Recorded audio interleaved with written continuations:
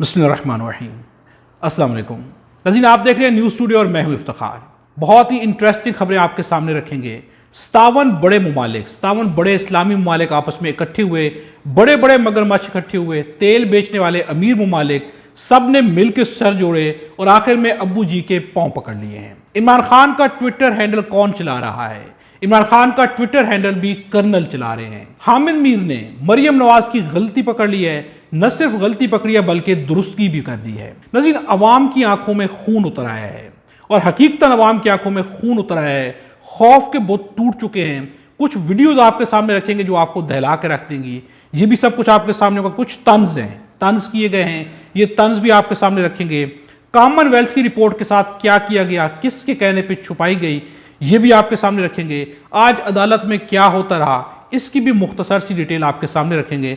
नज़ीर, सबसे पहले 57 इस्लामी मुमालिक इकट्ठे हुए, सर जोड़े गए। कतर पर हमला किया गया, अब्बू जी के छोटे बेटे ने हमला किया। हमला इस कदर शदीद किया गया, उसके बावजूद वहां पर 57 मुमालिक मिल के बैठे, सर जोड़े गए। ये सारे वो मुमालिक हैं जिनके पास तेल की दौलत है, इनके पास पैसे ही पैसा है। बड़े बड़े चुगे पहने गए, बड़े बड़े कुर्ते पहने गए, सब कुछ पहन के इकट्ठे हुए, पगड़ियां तक बांध ली गई और आखिर में अब्बू जी के पांव पकड़ लिए गए हैं। नज़ीर, बहुत अफसोसनाक, इस पर मुशाहिद हुसैन का एक बयान आपके सामने रखते हैं। यह बहुत मशहूर अरब इस्लामी सरबराही इजलास का शर्मनाक इख्तिताम था। खौफ और बेबसी का एक बुज़दिलाना पैगाम, बगैर किसी ठोस इकदाम के। यहां तक कि एक हैरानकुन बयान भी दिया गया कि गजा की पट्टी पर जारहियत रोकने के लिए अमरीका की कोशिशों की हिमायत करते हैं।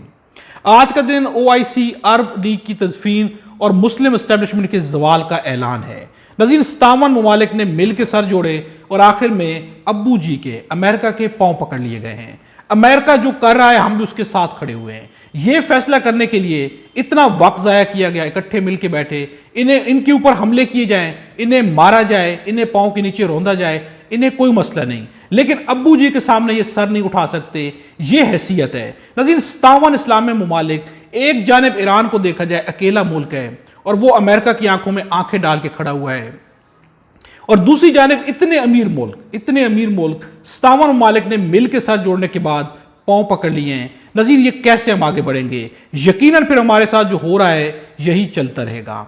नज़ीर, अडयाला जेल के बाहर अलीमा खान से सवाल पूछा गया है। साफी का सवाल पूछना है कि इमरान खान का ट्विटर हैंडल कौन चला रहा है।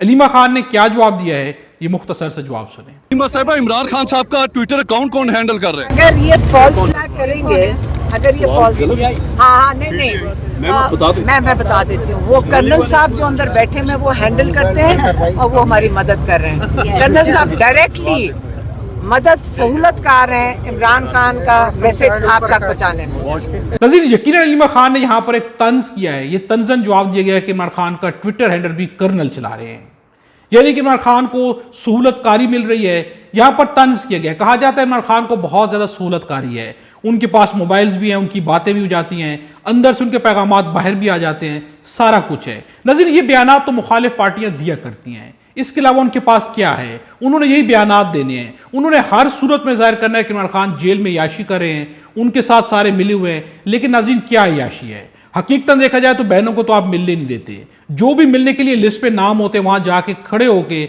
वापस आ जाते। आप किसी की मुलाकात तो करने नहीं देते। वहां पे जो मुलाकात के लिए पहुंचता है उसे मारा जाता है, अडयाला के बाद ड्रामा लगता है। ये सारा कुछ पूरा इंटरनेशनल मीडिया भी देख रहा है, पूरी दुनिया देख रही है।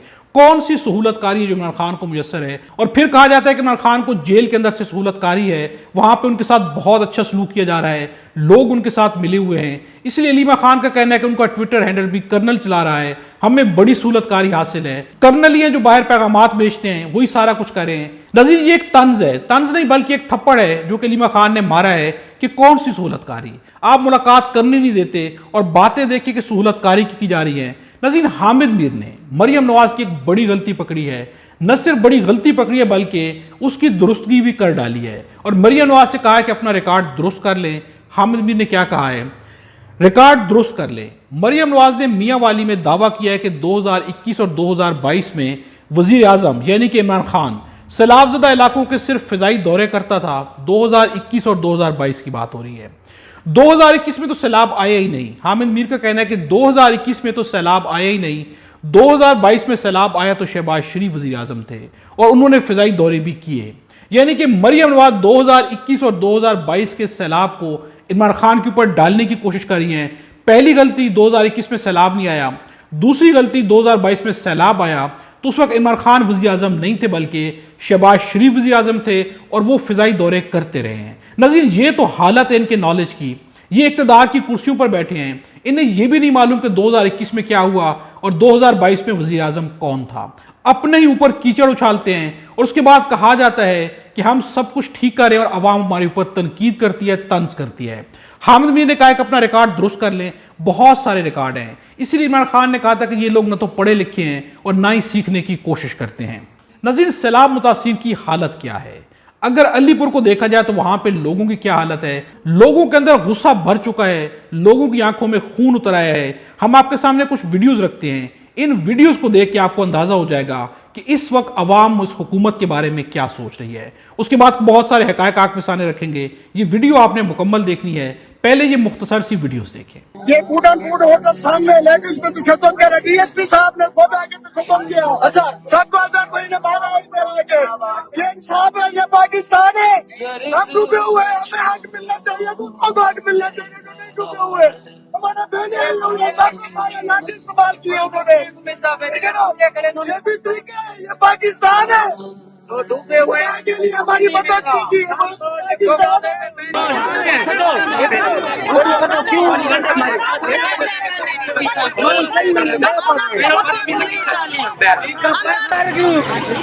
चोरी करन लगे दिन बदमाश कुरान का पौधा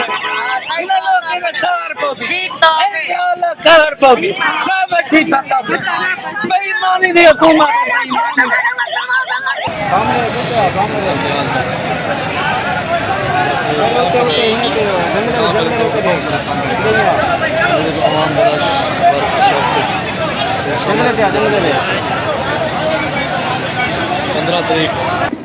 खिलाफ के लिए यहाँ पहुंची हुई है मरियम साहिबा और पूरा सिटी पिछले 3 घंटे से बंद है। खिलाफ के लिए पहुंची हुई है मरियम साहिबा। नज़ीर, आपने ये वीडियोस देखी, मरियम नवाज जहां दौरे करती है वहां 2-2 घंटे अवाम सड़कों पर जलील होती है, रास्ते बंद कर दिए जाते हैं, पहले ही अवाम मर रही है। ये वो लोग हैं जो सैलाब में डूबे हुए हैं, इनके खाने के लिए कुछ नहीं है और फिर इन्हीं के ऊपर जुल्म ढाया जाता है। मरियम नवाज का प्रोटोकॉल 2 घंटे पहले रास्ते बंद कर देता है, अवाम जो है सड़कों पर जलील हो जाती है, एम्बुलेंसेज भी रुक जाती हैं और उसके बाद मरियम नवाज आती हैं, विजिट किया जाता है और विजिट के बाद क्या होता है कुछ हकायक आपके सामने रखते हैं। वीडियोस में आप सुन चुके हैं सारा कुछ, लेकिन कुछ हकायक हम आपके सामने रखते हैं। उमर दराज गोंदल का एक एतराफ करना है। अलीपुर की कवरेज के दौरान एक चीज जो बहुत शिद्दत से महसूस हुई वो वहां के लीगी एमएनए आमिर तलाल का टेरर है, उनका खौफ है। आम अफराद भी गोपांग साहब से मुतल्लिक बात करते खौफजदा थे। एक शख्स ने बहुत तलखी से बात की तो पीछे खड़े शख्स ने उसे रोक दिया और कहा कि मीडिया वाले हमारी बात सुन भी लेंगे, चला भी देंगे, लेकिन उसके बाद हमारी जान पे बन जाएगी, फिर हम क्या करेंगे। यानी कि सैलाब मुतासरीन एक तो डूबे हुए हैं, दूसरा उन्हें खौफ दिलाया जा रहा है कि खबरदार जो हमारे खिलाफ बात की, खबरदार जो गवर्नमेंट के खिलाफ बात की तो फिर हम आपको छोड़ेंगे नहीं। यानी कि अवाम मर रही है और उसे फिर ऊपर से डराया जा रहा है कि आपने अपने मरने के ऊपर मातम भी नहीं करना, आपने रोना भी नहीं है। उन्हें डराया और धमकाया जा रहा है। नज़ीर, ये वो फैक्ट्स हैं जो कि सहाफ़ी सामने रख रहे हैं। एक चीज़ आपके सामने और रखते हैं, ये भी उमर गोंदल का एक बयान है। मैंने इस कैंप का विजिट किया, वीडियोस भी रिकॉर्ड पर मौजूद हैं, जहां आज मरियम साहिबा गई थी। लोगों को खैमे दिए गए, नीचे बिछाने के लिए कुछ नहीं था। उन्होंने बोरिया या तोड़े बिछाए हुए थे और आज ब्यूरोक्रेसी ने सब अच्छा के चक्कर में देगों के लिए भी कारपेट बिछा दिए। मामू बनाना कोई बाबुओं से सीखे, ये कहना उमर दराज का कि वहां पर लोगों की हालत यह है कि उन्हें जो टेंट्स दिए गए वहां पर नीचे बिछाने को कुछ नहीं, लोग जो है तोड़े और बोरियां बिछाकर सो रहे हैं। लेकिन आज जब मरियम नवाज ने विजिट करना था तो देगों के नीचे भी कारपेट डाल दिए गए हैं। नज़ीर, ये हालत है इनकी कि अवाम को दिखाने के लिए, नज़ीर वही बात है, हाथी के दांत खाने के कुछ और दिखाने के कुछ। इनके 2 दांत हैं, एक अवाम को दिखाने के लिए और एक असल है। असल हकायक जो अवाम जानती है, अवाम की आंखों में खून उतर आया है। नज़ीर, आपके सामने एक पिक्चर रखते हैं, इससे आपको अंदाजा होगा कि ये लोग इस वक्त मेंटली कहां पर खड़े हुए हैं। मरियम नवाज की ये पिक्चर आप देख सकते हैं कि मशीनरी है, एक कंस्ट्रक्शन जो है मशीनरी के ऊपर मरियम नवाज से एक बैनर लगा हुआ है और इस पर क्या लिखा हुआ है, आहिस्ता चलें, महकमा हाईवे की मशीनरी काम कर रही है। क्रेन पर मौजूद मरियम नवाज की तस्वीर वाला बैनर आपके सामने है और इसकी मैसेज के ऊपर भी मरियम नवाज की तस्वीर लगा दी गई है।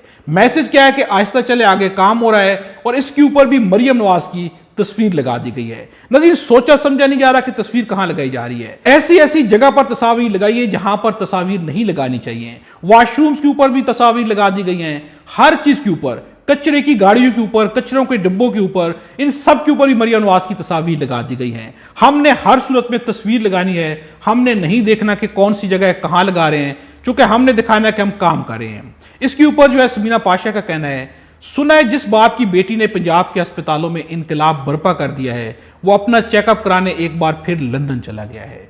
नज़ीर, अफसोस नहीं है, मरियम नवाज ने हॉस्पिटल पे अपने नाम लिखा दिए हैं। कोई हॉस्पिटल मरियम नवाज के नाम से है, कोई हॉस्पिटल नवाज शरीफ के नाम से है, और नवाज शरीफ का इलाज कहां पे हो रहा है, वो नवाज शरीफ इलाज के लिए लंदन पहुंच चुके हैं। कौन सा इलाज वहां पर होना ये हम आपके सामने रख चुके हैं। लेकिन बहुत अफसोस की बात है नाज़रीन, इसके ऊपर अतर काज़मी का भी एक तंज है। हुक्मरान इशराफिया की अवाम से लाताल्लुकी, अवाम सैलाब की आफत का सामना कर रही है। दूसरी जाने वज़ीर आज़म कतर, मुल्क के सदर चीन में हैं और अपने बच्चों को भी खुसूसी प्रवास के जरिए वहां बुला लिया है, और नवाज शरीफ साहब मामूल के तिब्बी मुआयने के लिए लंदन चले गए हैं। नाज़रीन, ये हकीकत है।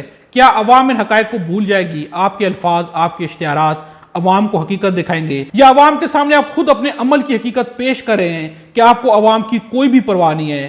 पाकिस्तान की सारी क्यादत, पाकिस्तान की सारी गवर्नमेंट जो है इस वक्त बाहर पहुंची हुई है। अवाम मर रही है, अवाम की बातें आप सुन चुके हैं, अवाम के अंदर गुस्सा है और अवाम के खौफ के बुत टूट चुके हैं। सबसे इंपॉर्टेंट चीज़ है कि अवाम की आंखों में खौफ नहीं है। अवाम बोलती है तो खुल के बोल रही है, और ये वो जगह है जहां पर अवाम ने तहस नहस कर डालना है। नज़ीर, कॉमनवेल्थ की रिपोर्ट छुपा ली गई, किसने छुपाई, कैसे छुपाई गई, कुछ डिटेल्स आपके सामने रखते हैं।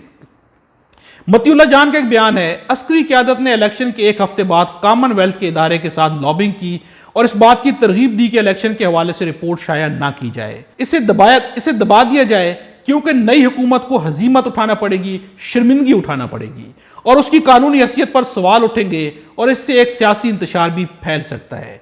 यानी कि कहा गया कॉमनवेल्थ से कि आप इलेक्शन की रिपोर्ट शाया ना करें, क्योंकि जिस हुकूमत को हम फॉर्म 47 की बुनियाद पर लाए हैं उन्हें शर्मिंदगी उठाना पड़ेगी और मुल्क में अफरा तफरी और इंतशार फैलेगा।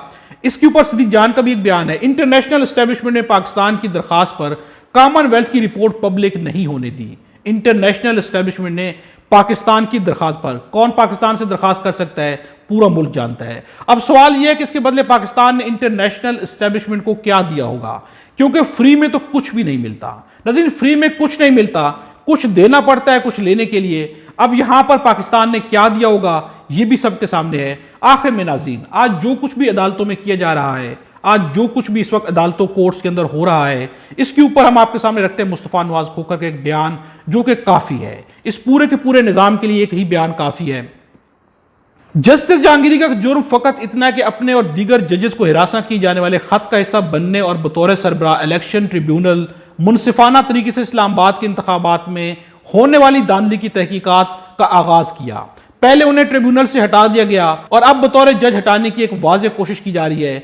दूसरे अल्फाज में, अगर आपको हिरासत किया जाए तो तवक्को है कि खामोश रहें और जुल्म सहें और हरगिज उस मामले में इंसाफ मत करें जहां से आपको मना कर दिया जाए, यानी हल्फ से भी रूगिरदानी करें और खुदाए पाक के इंसाफ करने के हुक्म को भी बालाए ताक रखते हैं, क्योंकि हमारा हुक्म अफजल है। दोनों सूरतों में यह तकब्बुर की इंतहा है और तकब्बुर का इंजाम कानूनी कुदरत में डका छुपा नहीं है। नज़ीर, जो जज इंसाफ करने की कोशिश करता है उसे कहा जाता है कि आपने इंसाफ नहीं करना, ये इंसाफ हमारे खिलाफ जा रहा है, यहां पर इंसाफ की जरूरत नहीं है, या तो खामोश है या अपनी कुर्सी छोड़ दें। निज़ाम में इंसाफ कहां पर खड़ा है? यही वजह कि आज हम डूबे हुए हैं, यही वजह कि आज हम जो है ऐसे रियासत भी कमज़ोर हैं। हम अगर बाहर जाते हैं तो हम जो है बेकारी लगते हैं, हम दूसरे ममालिक की सफ में खड़े होते हैं तो भाग भाग के आगे आना पड़ता है तस्वीर बनवाने के लिए। उसकी वजह क्या है नाज़रीन? चूंकि हमारे मुल्क में अदल इंसाफ नहीं है, जुल्म है, फसायत है, जबर है, और यही वजह है कि आफात का शिकार हो चुके हैं। सब कुछ खत्म होता जा रहा है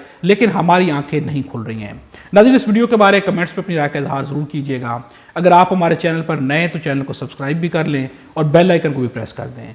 खुदा हम सबको और हमारे वतन पाकिस्तान को अपनी हिफ्ज़-ए-मान में रखे।